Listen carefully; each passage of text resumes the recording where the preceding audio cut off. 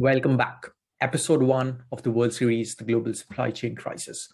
There's a lot of talk right now about the global supply chain crisis. Bloomberg published an article titled Inside the Brutal Realities of Supply Chain Hell, and it's getting serious. This video will provide you with a simple framework for understanding the key drivers of the crisis. First off, what are the visible impacts of the crisis? Number 1, product delays. Good luck getting your appliances before 2022. Number 2, product shortages, big semiconductor shortages across the globe. And remember, everything from your smartphones to your Teslas use semiconductors these days. Port buildups. If you fly over any major port city, you will see it for yourself. And rampant freight costs, which will cut down retailer margins big time. It's getting pretty bad. Global supply chains are very complex and we live in a highly interconnected world. So to understand the drivers of the crisis, we need a simple framework.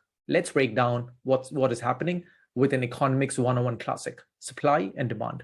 Supply here refers to everything related to manufacturing, production, and transportation. Demand here refers to everything related to consumption. I'll walk through each side. First, demand. This one is pretty simple. The demand is through the roof. Consumers are flush with dispensable cash, resulting from big savings during COVID lockdowns, and are not afraid to spend. Further, lockdowns and restrictions have meant more spending on goods versus services. So you have a ton of demand for goods. Those goods need to come from somewhere. Next, supply, which is a little more nuanced.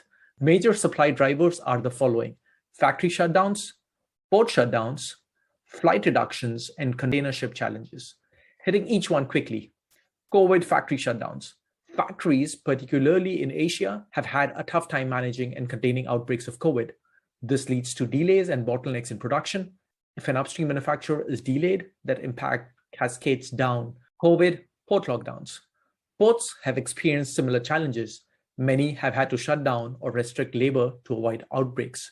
If ports are closed, products cannot flow through the supply chain. It's like a kink in a hose and watching pressure build. Number 3, flight reductions. It's news to most people, but 50% of air cargo flies on passenger flights. It's a great revenue stream for passenger airlines, but with travel, especially international travel reduced by COVID, there was a significant reduction in air cargo capacity. Number 4, container ship challenges. The Evergreen clogged the Suez Canal in March, causing a backlog whose impact cascaded through global supply chains. There aren't enough large container ships to meet all of this demand, and containers are in the wrong place at the wrong times.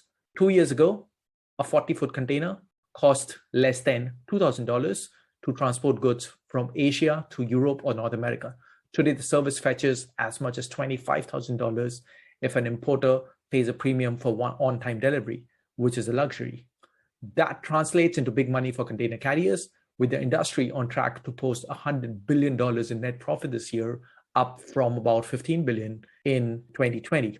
So look at all this through the simplistic framework. Here's what we see. On one end, a structural surge in demand for goods. On the other end, a number of significant supply challenges and dislocations. Demand is up, but the supply is down. The net impact: sharp shipping and production price increases, shortages, and massive delays. For consumers, this means rising prices as these rising supply chain costs are passed through. Your holiday shopping may be a whole lot more expensive and late this year. I hope this simple breakdown helps you feel better informed about what is happening with the global supply chain crisis. All relevant links will be in the description box below. Drop a like and a comment, and I'll see you next time. Thank you.